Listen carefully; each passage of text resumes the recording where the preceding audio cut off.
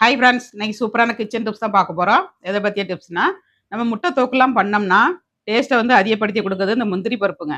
இந்த முந்திரி பருப்பு வந்து நீங்கள் போட்டு பண்ணீங்கன்னா சூப்பராக இருக்கும் டேஸ்ட்டு. மதுரை ஸ்டைலில் இன்னைக்கு முட்டை தொக்கு பண்ண போகிறேன். எப்படி பண்ணுறதுன்னு பார்க்கலாம். ஃபுல் வீடியோ வரும் பாருங்கள். அக்னி சமையலில் ரொம்ப டேஸ்ட்டாக இருக்குங்க. ட்ரை பண்ணி பாருங்கள். வீடியோ முழுது ஸ்கிப் பண்ணாமல் பாருங்கள். இப்போ நல்லா வதங்கிருச்சுங்க தக்காளிலாம். இப்போ கொஞ்சமாக ஒரு அரை டீஸ்பூன் மஞ்சள் தூள் போட்டுக்கலாம். அப்புறமா கரம் மசாலாங்க. கரம் மசாலா ஒரு ஸ்பூன் போட்டுக்கோங்க.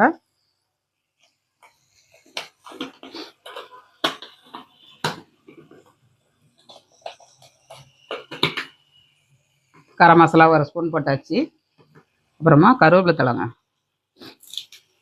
கொஞ்சம் அரைக்கிறதுக்கு கொஞ்சம் போட்டுக்கோங்க. நம்ம தாளிக்கிறதுக்கும் கொஞ்சம் போட்டுக்கலாம்.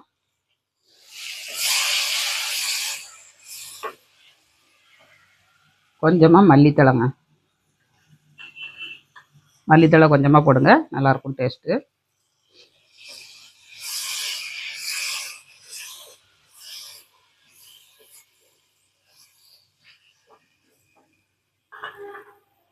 இதில் வந்து உடைக்காத முந்திரி பருப்புங்க.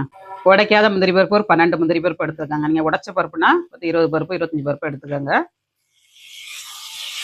இதையும் போட்டு நம்ம தேங்காய் ஒரு கைப்பிடி அளவு தேங்காய்ங்க, துருவன தேங்காய். இதையும் போட்டு நல்லா வதக்கிடலாம். இதெல்லாம் வதக்கி அரைக்கும் போது இந்த தொக்கு வந்து நல்ல டேஸ்ட் கொடுக்குங்க. நம்ம இதில் வந்து ஜீரக பொடியும் பெப்பர் பொடியும் போடணும். அது வந்து லாஸ்ட்டில் போடணுங்க. லாஸ்ட்டில் போட்டால் தான் டேஸ்ட் நல்லாயிருக்கும். ஃபஸ்ட்டே போட்டிங்கன்னா கசப்பு தன்மை வந்துடும் பெப்பர் பொடி வந்து. அதனால் லாஸ்ட்டில் போட்டுக்கலாம். நம்ம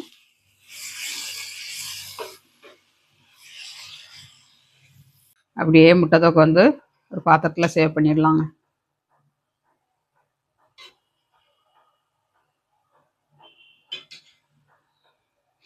எவ்வளோ எம்மியாக இருக்குது பாருங்கள். பார்க்கையிலே சூப்பராக இருக்குங்க டேஸ்ட்டு.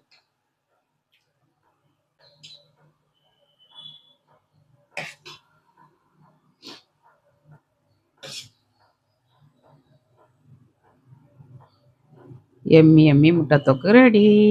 வாங்க மக்களே சாப்பிட்றதுக்கு. அருமையான சுவையில் முட்டை தொக்கு பண்ணியாச்சு. எம்மியாக இருக்குங்க முட்டை தொக்கு வந்து. சப்பாத்தியோட வச்சு சாப்பிட்டு பார்க்கலாம். வீடியோ பிடிச்சிருந்தா லைக் பண்ணுங்கள். நாளைக்கு இன்னொரு டிப்ஸோட பார்க்கலாம். பாய்.